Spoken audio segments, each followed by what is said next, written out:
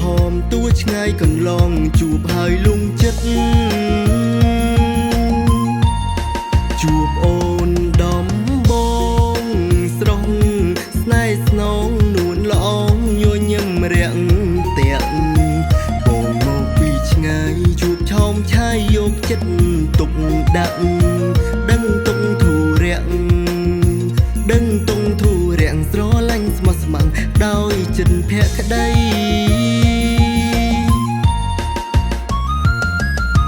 បងបានជួបអូនគឺជានិស្ស័យស្មងភាំងក្តីគឺជាវាសនាអរគុណហើយទឹកចិត្តរៀមរាជាស្នេហាទេវតាប្រទី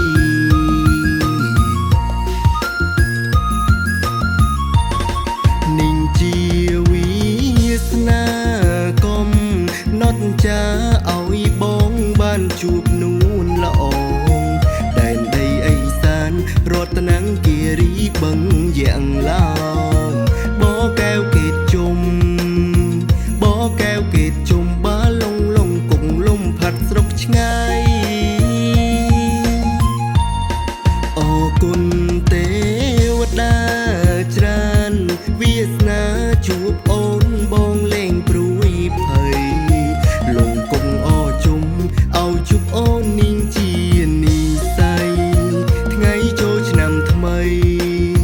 ថ្ងៃចូលឆ្នាំថ្មីតាវ័យវិនស័យបងរួមសុខសា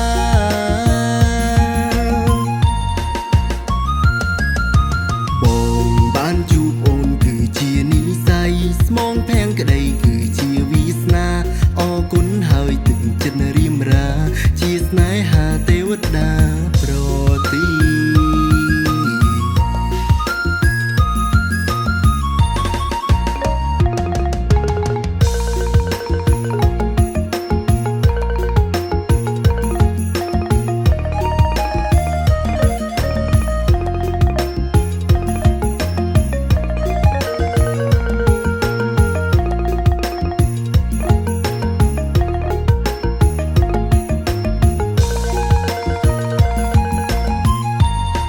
មកដល់ស្រុកឆ្ងាយឆ្ងាយឯនាយបាលងដែនដីក្រហមនឹងស្មានមិនដល់ថាបានយល់ដែនដីភោផងដែនដីក្រហមដែនដីក្រហមទួឆ្ងាយកន្លងជួបហើយលំចិត្តជួបអូនដំបងស្រស់ស្នេហ៍ស្នងនួនល្អងញញឹមរាក់តាក់បងមកពីឆ្ងាយជួបឆោមឆាយយកចិត្តទុកដាក់ដឹងទុកធូររាក់ដឹងទុកធូររាក់ស្រឡាញ់ស្មោះស្ម័គ្រដោយចិត្តភក្តី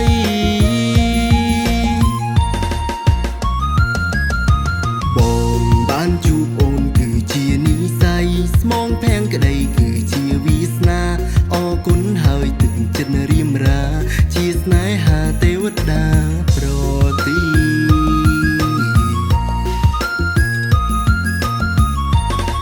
នាងជាវិស្នាកំណត់ចាឲ្យបងបានជួបនួនល្អដែនដីអេសានរតនគិរីបឹងយ៉ាងឡោមបកែវកេតជុំបកែវកេតជុំបាលងលងគង់លំផាត់ស្រុកឆ្ងាយអរគុណទេវតា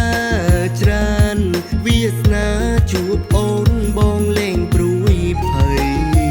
លងគង់អជុំឲ្យជួបអូននាងជានិស្ស័យថ្ងៃចូលឆ្នាំថ្មីថ្ងៃចូលឆ្នាំថ្មីតាវ័យវិនស័យបងរួមសុខសា